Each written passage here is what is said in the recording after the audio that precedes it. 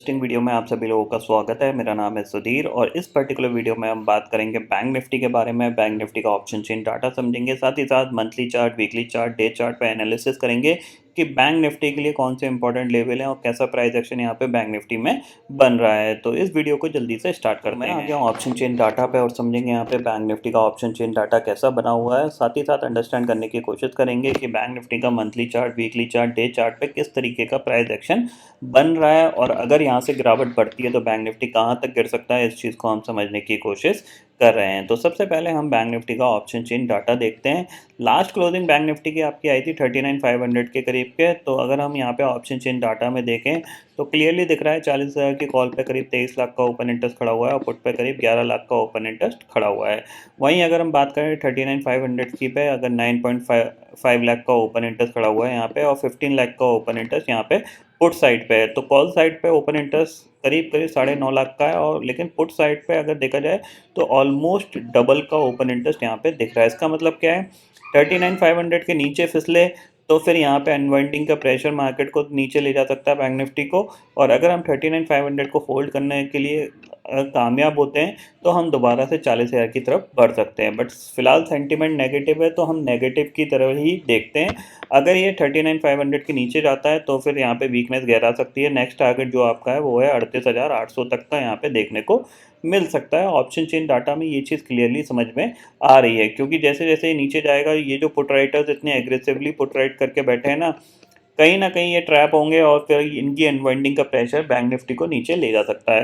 हालांकि bank Nifty continuously एक strong index रहा है पिछले 2-3 महीने से, तो यहाँ पे अगर कोई भी ग्लोबल मार्केट में रिकवरी आएगी तो बैंक निफ्टी सबसे पहले रिकवर करेगा। ये चीज़ आप क्लियरली समझ लीजिए, ठीक है। ये पॉइंट आपको यहाँ पे समझ में आ गया होगा। अब चलते हैं चार्ट पे और चार्ट को देखते हैं। सबसे पहले हम बैंक निफ्टी का मंथली चार्ट देखेंगे।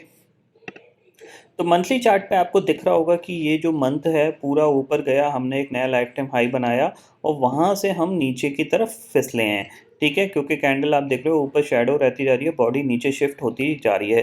तो कहीं ना कहीं यहाँ पे अगर आप देखोगे तो ऑलमोस्ट अगर लॉन्ग टर्म चार्ट के हिसाब से देखा जाए तो डबल टॉप बनता हुआ दिखाई दे रहा है। अब इस डबल टॉप का ब्रेकडाउन किस लेवल पे होगा, वो इस लेवल पे इसका ब्रेकडाउन हम मान लेंगे, यानी 32,300 के नीचे जाएगा तो और ज़्यादा वीकनेस आएगी। बट ये बहुत दूर है, ऐसा नहीं है ये बहुत पास है, ये बहुत दूर है, ठीक है ना। तो फिलहाल हमें थोड़ा सा मंथली चार्ट पे जो व्यू दिख रहा है वो थोड़ा सा नेगेटिव दिख रहा है क्योंकि अगर ये इस लेवल पे भी क्लोज हो जाता है ना 39,500 के आसपास भी तो अभी अच्छा है। बट अगर आप इस कैंडल के नीचे लो की तरफ शिफ्ट होके अगर क्लोज होता है तो थोड़ा सा नेगेटिव हम समझेंगे, फिर थोड़ा सा और डीपर करेक्शन बैंक निफ्टी में आ सकता है। और बैंक निफ्टी में अगर डीपर करेक्शन आएगा तो जाहिर सी बात है फिर निफ्टी भी और ज़्यादा गिर सकता है।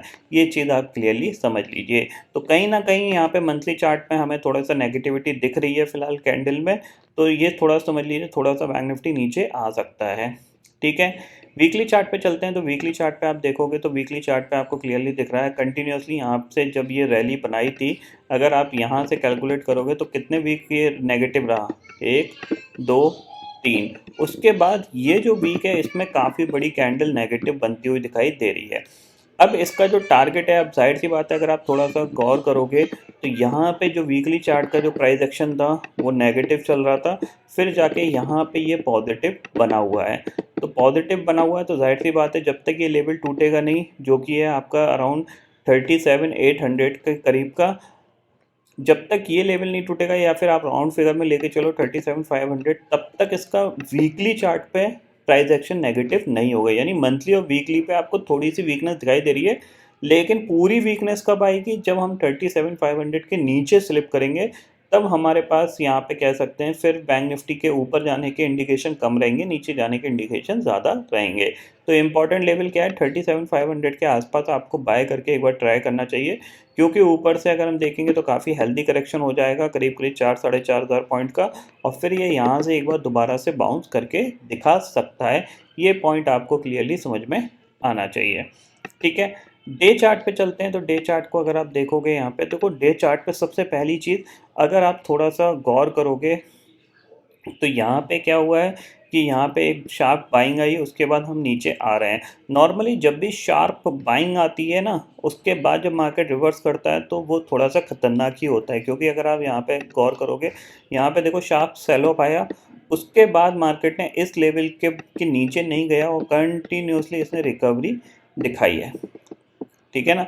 सेम चीज़ यहाँ पे क्या हुई है, शार्प बाइंग हुई है और उसके बाद मार्केट इसके ऊपर लेवल पे नहीं ट्रेड किया और इसने ऑलमोस्ट एम पैटर्न बना के इसको ब्रेक डाउन दे दिया है, ठीक है। ये आपका लेवल था, इसका ब्रेक डाउन आया।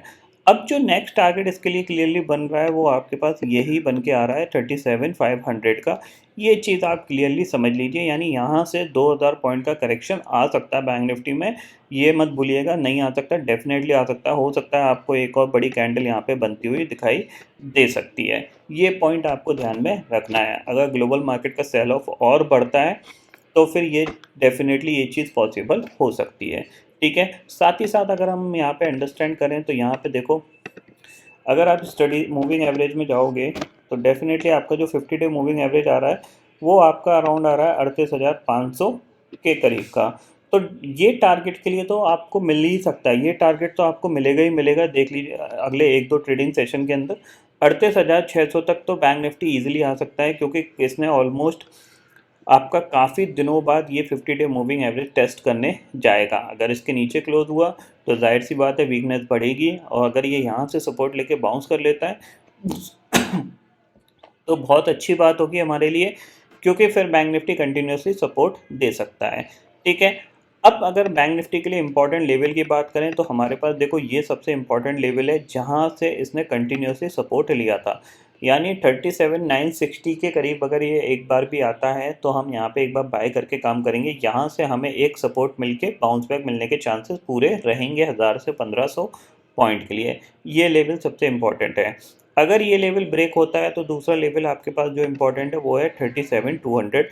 इसके नीचे अगर बैंक निफ्टी क्लोज होगा तो आप क्लियरली समझ सकते हो फिर जो वीकनेस होगी वो बहुत ज़्यादा एक्सट्रीमली गहराएगी, क्योंकि ये लेवल ऐसे लेवल हैं जिनके आसपास हमने काफ़ी ज़्यादा कंसोलिडेशन किया था और फिर हमने ब्रेकआउट दिया था।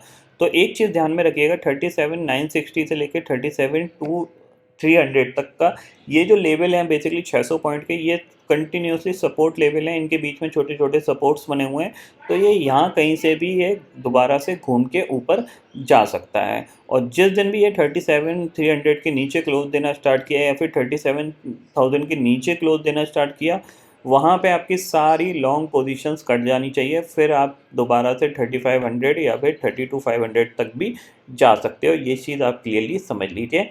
और यहाँ तक का जो करेक्शन होगा वो काफ़ी अच्छा करेक्शन होगा। एक चीज़ ध्यान रखिए, अभी ऑलमोस्ट आपका सितंबर ख़त्म हो गया, अक्टूबर, नवंबर, दिसंबर, जनवरी, यानी जनवरी मंथ में आपको दोबारा से एक रिबाउंड देखने को मिल सकता है। यानी मोस्ट प्रॉब्ली अक्टूबर और नवंबर मंथ में आपको थोड़ा सा साइडवेज मार्केट देख सकता है, और दिसंबर में आपको थोड़ा सा आपको करेक्शन देखने को मिल सकता है, और जनवरी में रिबाउंड देखने को मिल सकता है।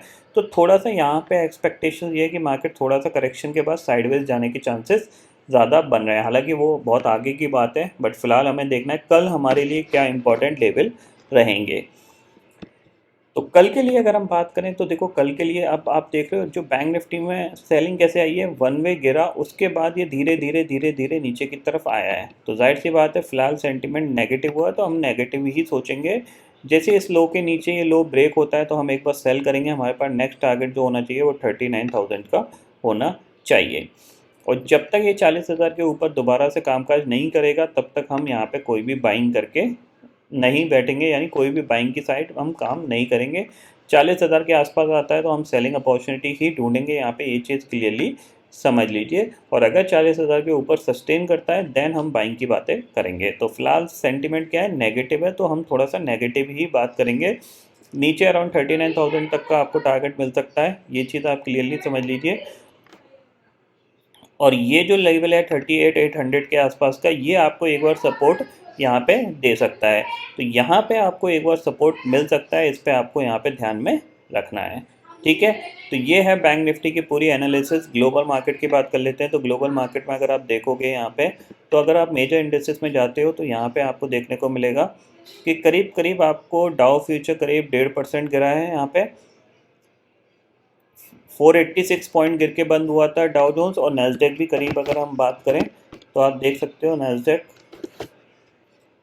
नैस्डैक भी करीब करीब आपका सॉरी, मैं नैस्डैक डाउ जोन्स की अगर हम बात करें तो डाउ जोन्स आपका करीब करीब 1.5% गिर के, यानी ऑलमोस्ट 486 पॉइंट गिर के बंद हुआ है। बट नीचे से आप देख रहे हो इसने जो लो बनाया था वो 29,261 का बनाया था, जहाँ से कि इसकी जो क्लोजिंग आई है वो ऑलमोस्ट 300 पॉइंट ऊपर की आई है।